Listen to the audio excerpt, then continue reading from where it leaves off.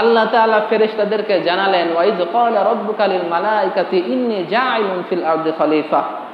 ও আমার ফেরেশতারা শুনে নাও, আমি দুনিয়াতে আমার খলিফা নিযুক্ত করতে চাই, খলিফা সৃষ্টি করতে চাই, অর্থাৎ মানব জাতি সৃষ্টি করতে চাই।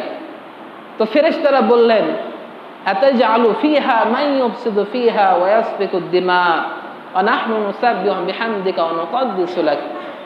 ফেরেশতারা আল্লাহ তাআলাকে বললেন, ও আল্লাহ, আপনি কি দুনিয়াতে এমন এক জাতি সৃষ্টি করতে চান যারা দুনিয়াতে এসে ফিতনা ফাসাদ করবে?